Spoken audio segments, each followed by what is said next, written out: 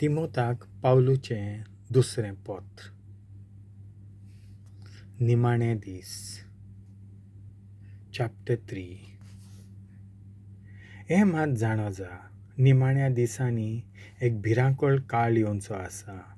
मनशां जातोलीं आपल्या ध्यान मन आपणाचेरूच दवरतात तसलीं, गिरेस्तकायेचे आशेचीं, गोरवीं उर्मोट जास्त्यो मारपी, आवय बापायचें आयकोनान तसलीं, अनउपकारी भोगती नासलोलीं, तीं जातोलीं मैपास नासलोलीं, धारून काळजाचीं, बोगलांटी, कामचारी, निश्ठूर, सगल्या बरेपणाचेर विरोध.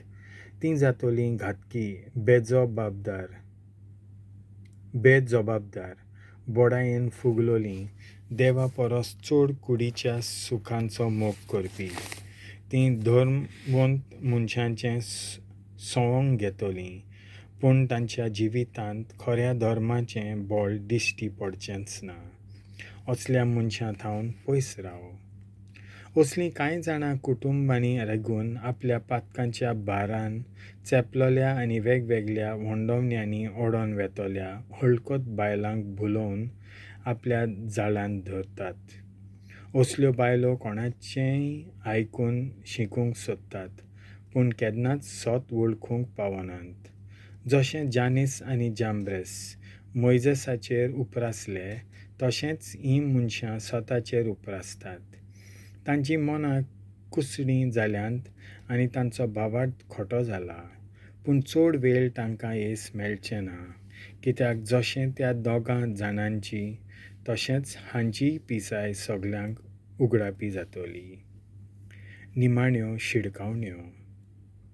पूण तूं, तिमोथा, हांव कितें शिकयतां तें तूं बरो जाणाय. तशेंच हांव कसो चलतां, म्हज्या जिविताचो हेतू कोण, म्हजो भावार्थ कसलो, हें सगळें तुवें देखलाय. कितले सोंसणीकायेन हांवें त्रास घेतल्यात, कितलो हांव म्हज्या भावा भयणींचो मोग कोत्तां आनी कितलो थीर हांव रावलां, हेंय तुका ठावें. आंतियोकेंत,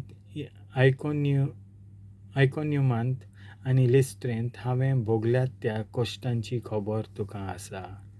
कसले म्हूण धुमाळे हांवें भोगल्यात, तरी त्या सगल्यांतलो सोम्यान म्हाका निवारलो.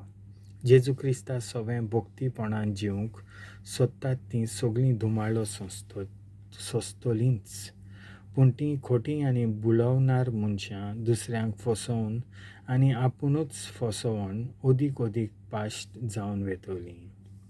तूं जाल्यार जें तूं शिकलाय आनी जें तुवें मानून घेतलाय तातूंत घोट राव. तें कोणा कडसून तूं शिकलाय तें मनांत दवर. भुरगेपणार थावन पवित्र पुस्तकां तूं शिकलाय, तीं तुका जाणवायेन भरूंक शकतात आनी अशें जेजू क्रिस्ताचेर भावार्थ धरून जोडूंक तीं तुका पावयतलीं.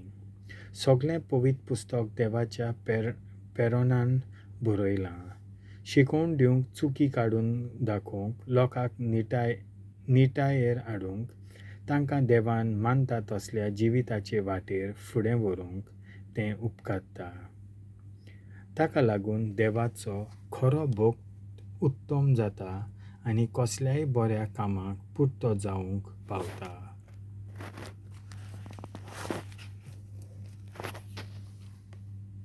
देवाचें उतर हें